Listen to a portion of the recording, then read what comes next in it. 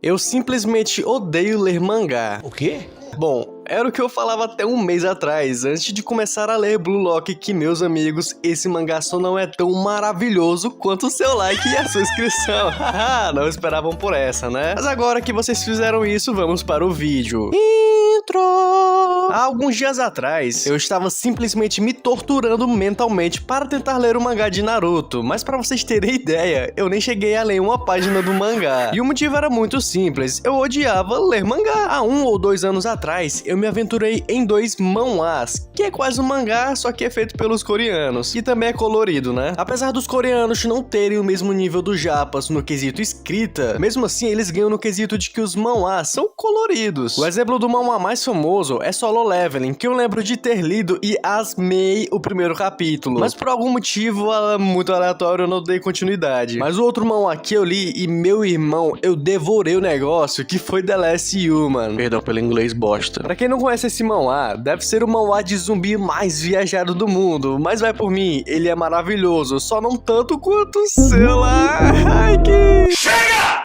Agora que eu fiz o maior rodeio do mundo, eu vou explicar os motivos pelos quais o mangá de Blue Lock é tão maravilhoso. E é claro, eu vou fazer isso do jeito que vocês e o YouTube adoram, que é por partes. Parte 1, o ritmo frenético e plot twists na história. Eu me pergunto se tem alguém nesse mundo que não goste de plot twists em uma história. É algo que eu simplesmente amo, e adivinhem, o mangá de Blue Lock é recheado de momentos de reviravolta, tanto do protagonista quanto de seus rivais. Além, é claro, do ritmo frenético que essa obra tem. Tirando os capítulos que o protagonista não tem jogo, seja porque o prota perdeu uma partida ou porque sua partida acabou e ele fica sem jogar, o ritmo ainda continua muito gostoso e é engraçado de ler. A história de Blue Lock e suas partidas refletem muito o Isagi. O Isagi é aquele protagonista que apareceu pra gente como se fosse um bebê que não soubesse muito bem jogar futebol, o que é bem esquisito pra alguns, já que eu acho que até hoje no capítulo 244, de acordo com a data que eu tô fazendo esse vídeo, eu não lembro dele ter feito até agora um drible que desse certo, sério, eu não me lembro. Tirando essa parte da falta de habilidade física do Isagi e voltando para a metáfora de que a história é muito parecida com ele, o protagonista tem uma habilidade que é fazer quebra-cabeça. Zoeira, zoeira. Ele basicamente tem um QI muito avançado para montar estratégias dentro de campo, e isso é representado pra gente como se o Isagi estivesse constantemente montando um quebra-cabeça. E quando ele falha em algo, o seu quebra-cabeça quebra, e por aí vai. É nesse sentido que a história e o protagonista se parecem muito, ou seja, tanto o Isagi quanto a história é como se fosse um quebra-cabeça gigante, e a cada peça que é montada, tanto a história melhora, como o protagonista melhora. Deu pra entender a metáfora, né? Digo que sim, se não só bola pra frente. Como era de se esperar, apesar de Blue Lock não ser um Kuroko no basquete da vida, onde basicamente os personagens têm poderes, né, a casa. Porra, menor! Blue Lock conta com algumas paradinhas viajadas. Após o anime acabar, eu vi um monte de gente dizendo que no mangá os personagens tinham ganhado chutes especiais, estilo Super 11 da vida. E não me levem a mal, eu amo Super 11. Inclusive eu posso até fazer um vídeo dele no futuro, mas enfim. Quando eu escutei esse tipo de asneira, eu fiquei um pouco desgostoso. Mas eu tenho um exemplo onde isso me incomodou bastante, que é em Dr. Stone, onde nos primeiros episódios ele demonstra ser mais ou menos realista em sua história, com algumas facilidades aqui e ali, mas ele era pé no chão, sabe? Mas no 4º episódio em diante, a obra começa a viajar e isso tira o real senso de realidade. Tudo bem que um raio misterioso que petrifica toda a humanidade não é algo que é tão realista, mas é bem possível de acontecer na vida real, pô. Mas quando eu comecei a ler o mangá de Blue Lock, ainda bem que isso não aconteceu, pelo menos não com os chutes. A única coisa que temos é uma metavisão, onde alguns personagens com alto QI para futebol consegue alcançar. E isso foi algo que me incomodou um pouco, mas se você lembrar que a obra é uma obra shonen, você consegue relevar, além de que depois de um tempo você começa a gostar disso. Igual Dr. Stone, onde eu demorei um pouquinho pra aceitar, mas no final deu certo. E como eu estava falando que Blue Lock é uma obra shonen, então no começo da obra temos um protagonista que não sabe fazer um drible decente, e no final vira um prota fodão e atualmente está se tornando o personagem mais forte de Blue Lock, mesmo sem fazer um drible decente até agora, pelo menos que eu não me lembre. E bom, apesar de eu falar isso de uma forma crítica, isso não, no caso tudo isso, calma que não é, porque Blue Lock pegou todos esses pontos e conseguiu acertar em simplesmente todos. Inclusive, o que ele mais acertou foi na próxima parte desse vídeo, que é parte 2, personagens carismáticos e referências à vida real. Eu duvido que logo no começo da obra, seja você assistindo o anime ou o mangá, você vai gostar mais do protagonista. Não tem como. Cara, eu sou um merda.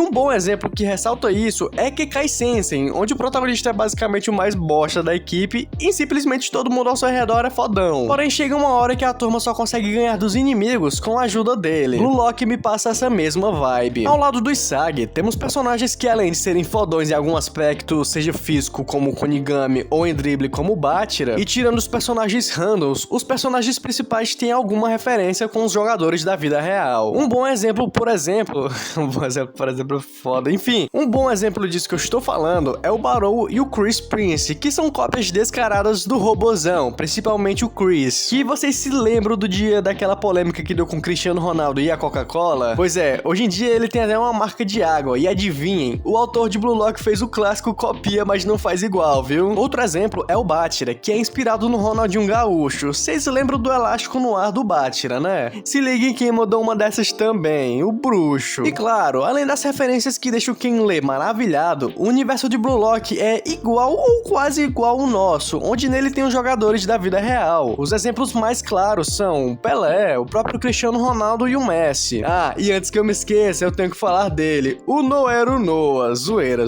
porque mesmo ele sendo o personagem top 1 do mundo, ele não é o cara mais carismático. Quem eu quero falar mesmo é do Lavinho, que galera, esse bicho é muito comédia. E além disso, ele é baseado, é claro, no menino Ney, tanto pela sua aparência, como ele comemorou seu gol na obra. Eu tô deixando aí pra vocês uma comparação na tela pra vocês verem. Bom, só o que não falta é personagens carismáticos, e o motivo para os personagens dessa obra serem tão carismáticos e bons, eu vou falar no tópico 4. Parte 3, a evolução incrível do Isagi. Diferente de algumas obras, onde o protagonista leva 3 anos para desenvolver uma técnica bosta, aqui em Blue Lock não é desse jeito. Se o Isagi no começo da obra era um bebê que mal andava, atualmente o bicho tá insano. Entrou na puberdade, por assim dizer. Brincadeiras à parte, o Isagi, pelo menos pra mim, ele evoluiu de uma forma bem satisfatória. Após o anime de Blue Lock acabar, o mangá entra na pré-seletiva, onde eles decidem quem vão ser os titulares contra a seleção sub-20. E antes que eu me esqueça, quem tá nessa seleção é o Itoshi Sae, o irmão do atualmente Itoshi Rin, o top 1 de Blue Lock. Mas enfim, é aqui que a evolução insana do Isagi começa. A pré-seleção era muito simples, você só teria que mostrar todo o seu potencial, então pra isso o Isagi escolhe a equipe